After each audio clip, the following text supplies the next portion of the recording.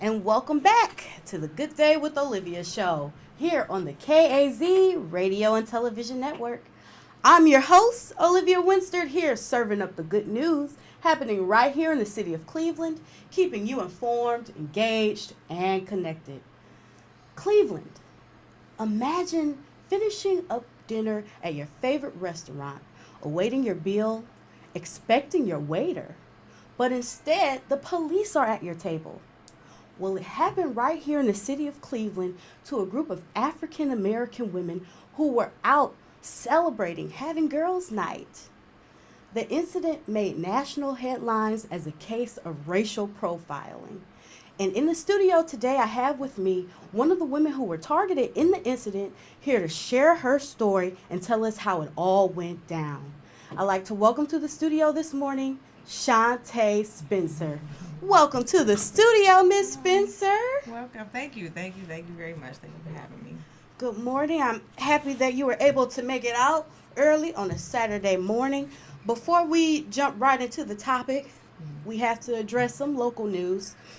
I like to bring awareness and send love out to the community for the loss of 9-year-old Sanaya Nicholson, who was fatally shot in the Lee Harvard community. Three suspects are in custody, and it was awesome to see the community out to celebrate her life and to bring awareness to gun violence and addressing the issue here in the city of Cleveland. Change is coming, and it's starting in the community. So back to you, Miss Spencer. Unfortunate, but I'm happy to see Cleveland coming together. Are you a Cleveland native? Yes, I am. Born and raised. What part of Cleveland did you grow up? I grew up on the east side of Cleveland, in the greater Cleveland area, between Cleveland Heights and East Cleveland. Cleveland Heights and East Cleveland. Mm-hmm. Where did you graduate from high school? I graduated from Collinwood High School. All right, Railroaders. In 1998. I graduated in 2010. We bleed blue, right? Right, absolutely. So what do you do here in the city of Cleveland? I am an educator. I've been an educator for Cleveland Municipal or Metropolitan School District this will be my 16th year coming up. So you're out for the summer. Yes, I am. How are you keeping yourself occupied? The gym. Ah. I stay in the gym a lot. I work out a lot.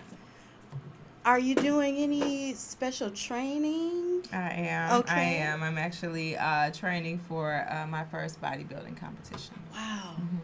When is that going to take place? Hopefully in October 13th is what Okay. I'm looking forward to doing my first competition Wow. here in Cleveland. What are your fitness goals for the competition? Well, I actually want to compete in the figure category.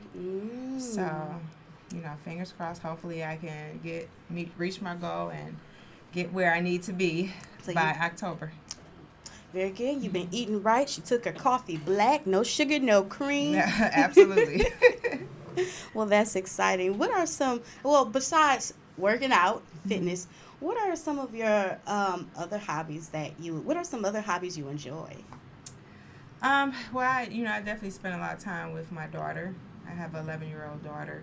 And I also do a lot of service within the community as far as working with the youth. I am a proud alumni of Tennessee State University, and I'm the vice president of our local chapter here, alumni chapter here. All right. I also am a part of Cleveland Council of Black Colleges. I do a lot of service with them, such as working with the HBCU College Fair. And of course, I do a lot of other work in the community with the youth. Yeah. What are some of your favorite things to do here in the city of Cleveland specifically? My outside favorite thing? Yep, outside of service. The gym. Yeah. Oh, okay. I do more gym. I stay in the gym more than anything because of my competition or my fitness goals. It requires me to spend a lot of time there. So no hot spots you like to frequent in the city of Cleveland? I love downtown Cleveland. Well, yeah, I do like going downtown. any type of like professional events I usually go to, and a lot of them are located downtown, like Liquid Lounge. Okay, so you're out in the community quite a bit. Mm-hmm. Talk about your Cleveland experience. What has it been like? You've been in Cleveland all your life. Mm-hmm. What's it been like for you? What is it like being a Clevelander? Um, I love my city. I definitely am a Cavs fan. I love the Yeah. Cavs more than anything. Um, the only thing that sometimes can be a challenge is the weather. Oh yeah. Of course, we have that brutal winter. Yeah. But we do have good summers as well. Yeah. So I absolutely love, being sometimes in the summer. I found myself, going by the lake and everything. So I definitely love that area in the summertime. It's a very beautiful sight to see, especially when it's approaching nighttime. Oh yeah. Mm-hmm. Well, I share the same love that you have for the Mm-hmm. city, and I enjoy the lake as well. Favorite place to go in the summer. What do you absolutely love about the city of Cleveland, about the Cleveland community? um, One thing I love about Cleveland is we are definitely diehard fans. Mm-hmm. No matter win or lose, we support all Cleveland teams. We definitely are a sports town. A sports town. I mean, you can find us talking about sports everywhere, whether it's a grocery store, at a gym, at a barbershop, in a beauty shop. We are definitely a sports town.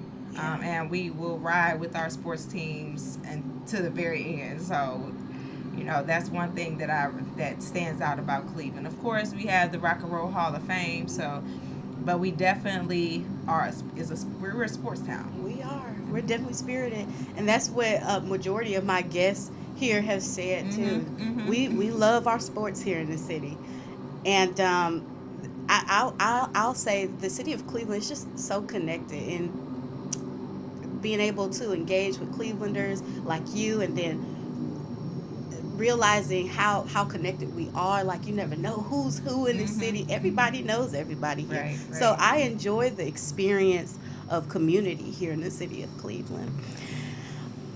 Let's talk about this incident. So, where did the incident take place? You were out having girls' night, and the police were called, and it ended girls' night for you. What happened? Well, one of my dearest friends, we had actually were there to celebrate her. She just recently got a book deal, and she also does films. So she was doing a lot of her work here in Cleveland, and she had received a book deal, and so she was relocating to the West Coast, and so she had a gathering at Bahama Breeze, and we came to support her and wish her well and give her gifts and give her our last hugs, and she made reservations for 25 people, and she did this prior to the day of her event, and it wound up being more people than 25, probably 40, give or take. I was one of them, and but not everybody was there to eat. Myself, because of my training, I wasn't there to eat. I was just there to support her. I think she got the most heat because it was her event, and they I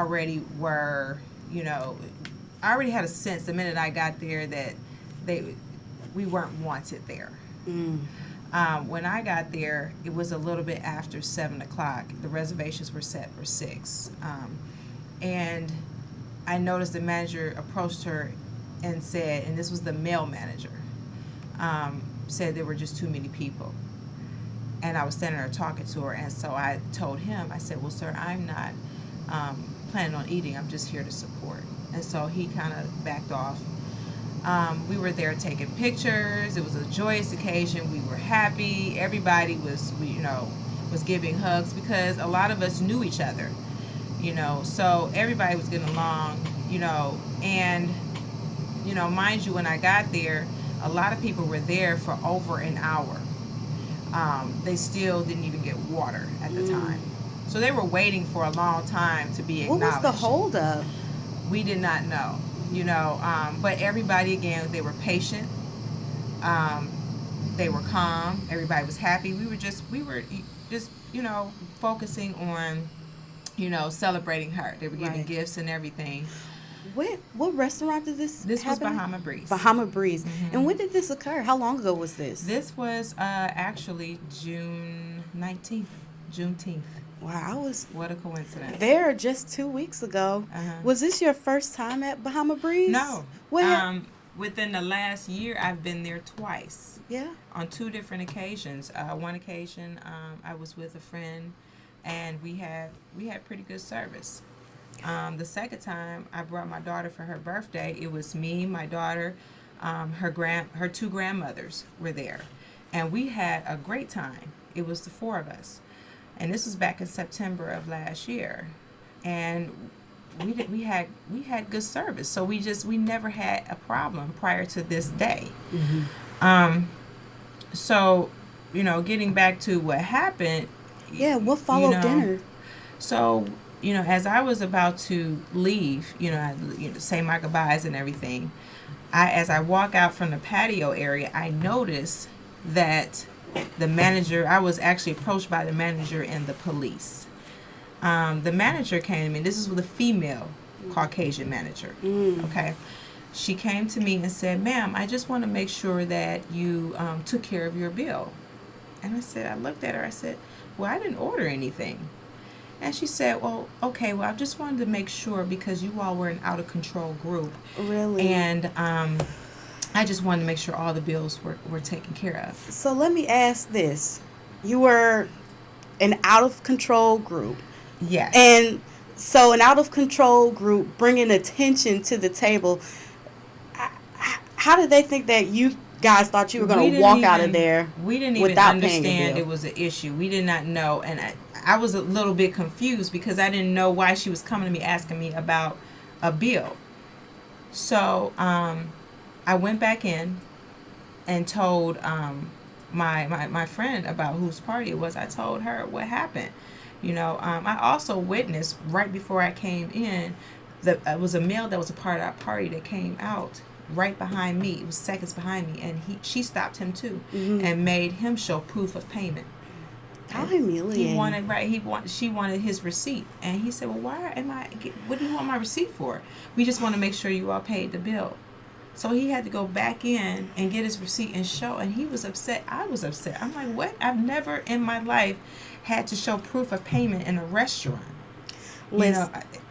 Listen, if I wanted to walk out of a restaurant without paying my bill, I surely wouldn't be bringing any attention to my table. Exactly. And so when she said we were out of control group, I said I didn't understand how we were out of control group. Nobody had any issues. We didn't even know that there was a problem because we were so preoccupied taking pictures and talking and mingling around, and we stayed in that particular area. Some people were very they were getting to the point where they're getting a little bit impatient on eating. Yeah. And so we had a couple people do phone orders while they were sitting there. They phoned in to-go orders, and they got their food right away. Mm-hmm.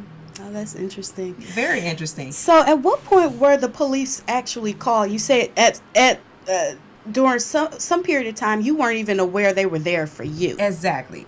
When I saw the police, I didn't understand why they were there because we didn't see a problem, and so we later learned that it was a particular lady that was within our party that most of us didn't know. She asked for her bill. She asked for her bill. She said, "I have to work. I need to leave by 8:30." And she kept asking for her bill. Now, mind you, if she's asking for her bill, why would she, if she was planning on skipping a bill, why would she ask for it? Right. So she kept asking for the bill, and they kept prolonging it. She had already forewarned her that she had to work. So that's what initiated them. That's what initiated it. Calling the police. Yes. And so she basically said, if I don't get my bill, I'm going to have to leave because I have to go to work. And she worked far away. Okay. She worked for a distance. So she had to leave by a certain time. Mm-hmm. And so the manager basically said, well, I'm going to have to call the police. Ultimately, the lady paid her bill. She paid her bill and she left. The manager still proceeded to call the bill. assuming that everybody else wasn't going to pay their bills based off of one complaint of a customer. A complaint of a customer who was ready to pay her bill. Mm-hmm. She was trying to pay her bill.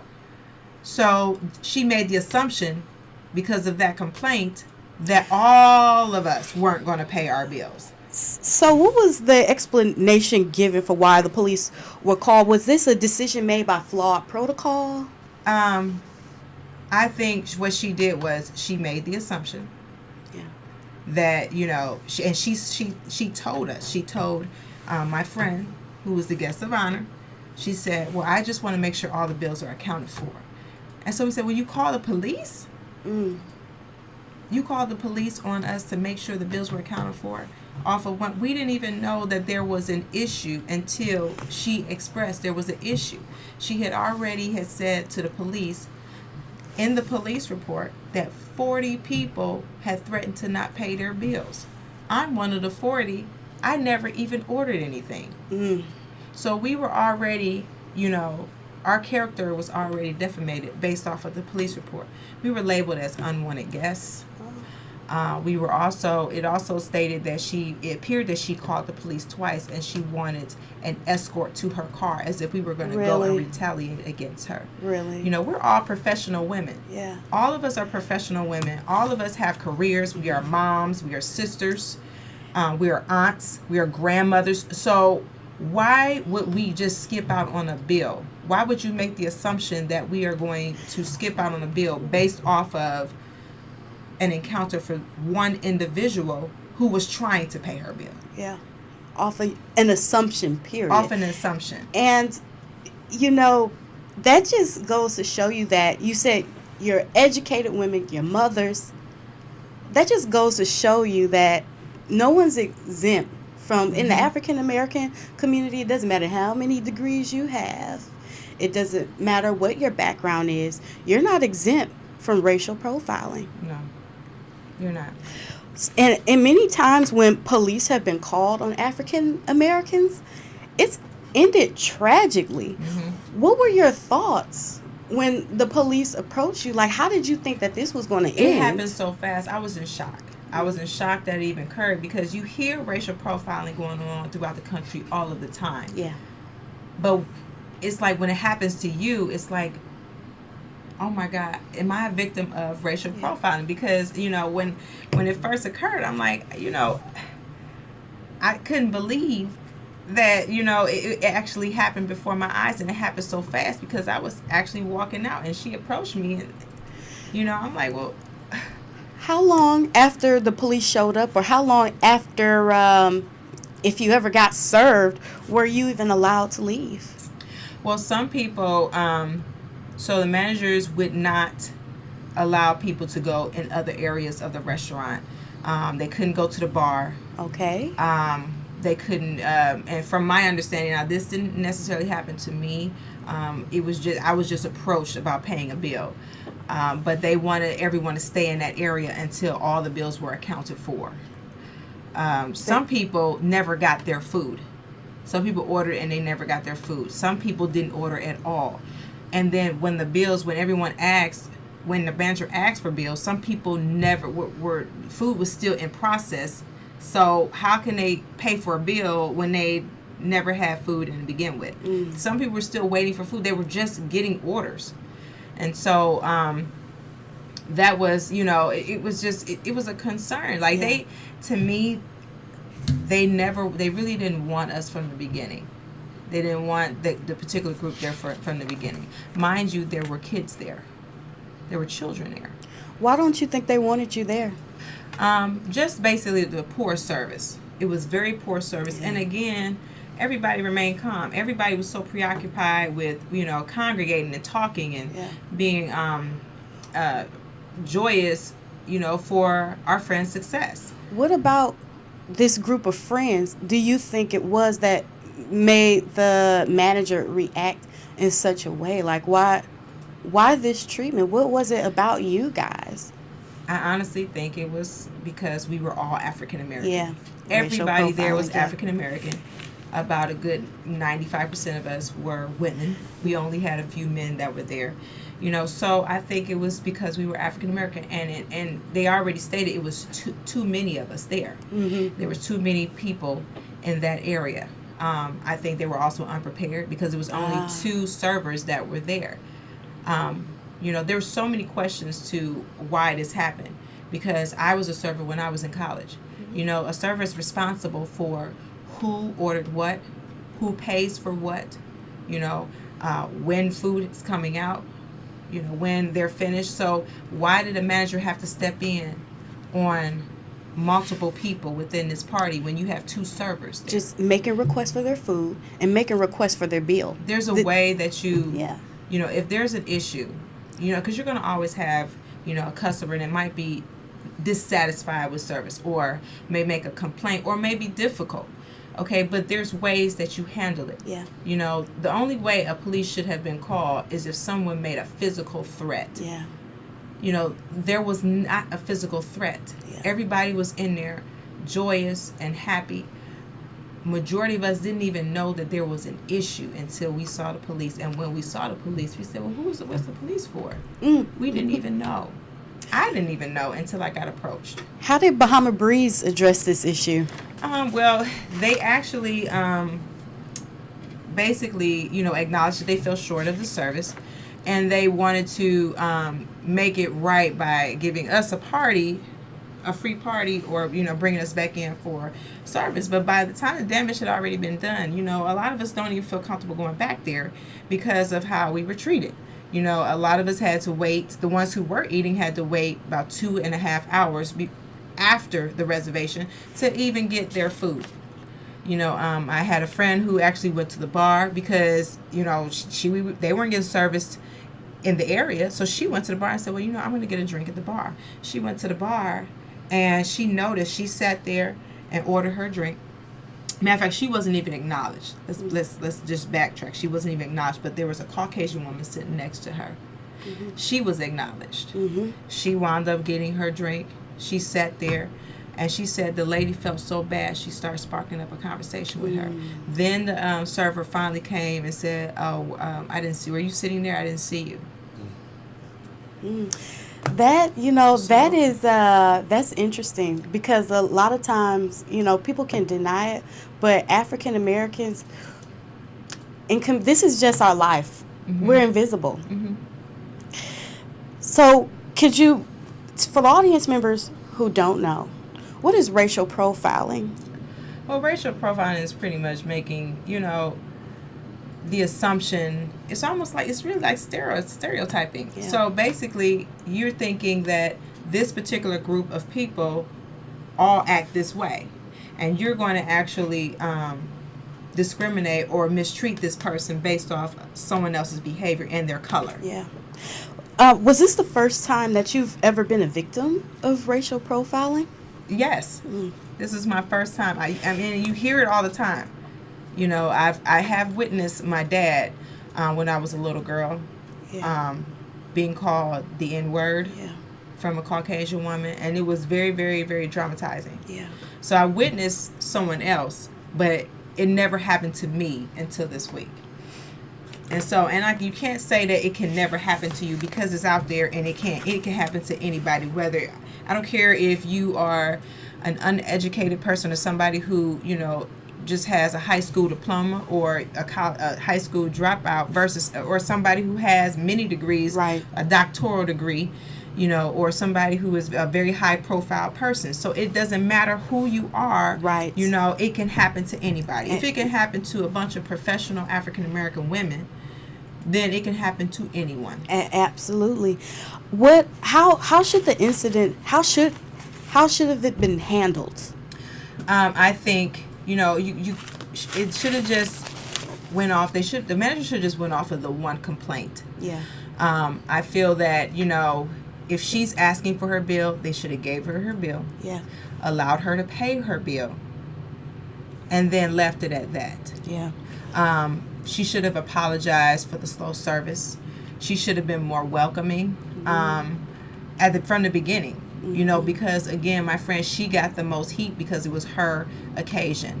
They were kind of like, giving her a hard time from the beginning. I mean, the male manager came to her and said, "Well, you need to keep your people in the back area."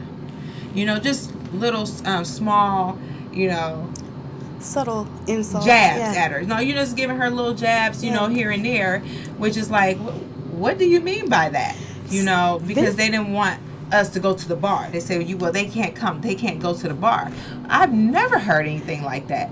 We've had big parties where, okay, so while we're waiting, you're allowed to go to the bar and get a drink, and then transfer it over or pay for the drink at the bar and then go back to the party. So when has that ever been a policy where you can't, you're part of a big party, but you can't go over to the bar?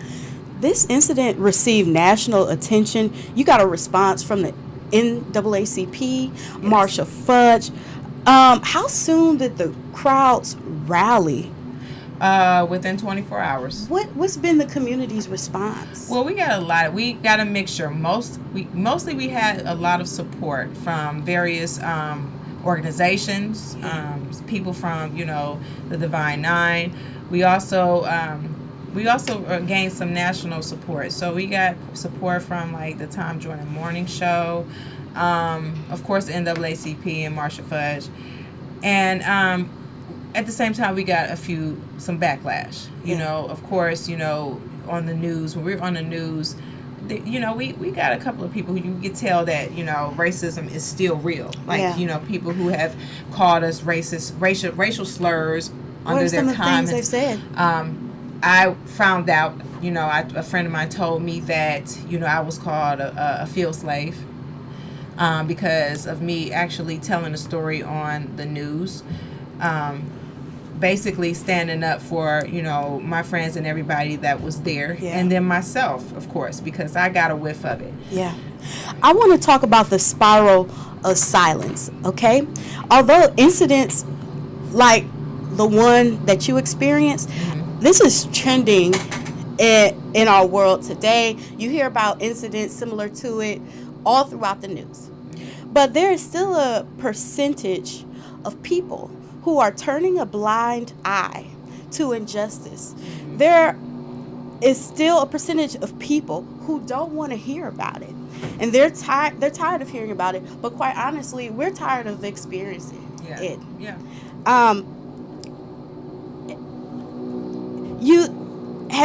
You've gotten responses from people who wish for silence. But what do you say to those people who want you to be silent? That we're not going to be. We're not going to be silent. I mean, enough is enough. At some point, we're in an era where, racial profiling is allowed. We have, and unfortunately, we have a president that it has promoted it. Silence is gave consent. A lot of people the okay to do and say and talk to people of color the way they feel they want to talk to, and it's not going to happen. We're not living in the 1940s and the 50s and 60s. This is 2018, and we're not about to backtrack to what occurred back then. We're doing civil rights all over again. You're very right, and I was just going to say that this is reminiscent of the pre-civil rights and civil rights era. Mm-hmm. So as an educator, what do you tell your students who have watched this, read this in the news, and who are angered by this incident? What do you say to them to give them hope for the future and to promote a change? Well, you definitely have to educate our youth about what this is, because again, even myself, and I'm 38 years old, I didn't live in the same era as my dad, who is 67 years old. So my dad experienced it, way more in his era, his generation. They experienced it way more than myself. But we have to educate them to let them know what has happened, what has occurred during the baby boomer stage, and let them know that it still exists. It's not gone. It's more systematic. And people are trying to make it more upfront than, now just as when it was back in the 1940s and 50s and 60s. We have to educate them. We have to actually, and not just African Americans, but Right. Caucasians, Hispanics. Right. Everyone needs to be educated on everyone's culture. I think what it is there's people who have fear of diversity, fear of change, and you need to be able to. It starts from understanding everyone else's ethnicity, everyone else's culture, Absolutely. everyone else's upbringing. Once you understand everybody, if you're educated on everyone else's religion, culture, diversity, upbringing, and ethnicity, then we have a better understanding and we're able to actually get along better. So, tell us as we're closing out, how can the people connect with you, and what can the community do to support you? Well, if they want to follow me on Instagram, my Instagram is Flotus51. And you can also reach me. My name is Shantae Spencer on Facebook. All right. Okay. Well, there you have it, Cleveland. Shantae Spencer on racial profiling. And remember, Cleveland, you do have a voice. Use it. There is power in your voice, and you can make the change. You've been tuned in to Good Day with Olivia. I'm Olivia, and I'm signing off until next week. I'll see you next weekend, Cleveland.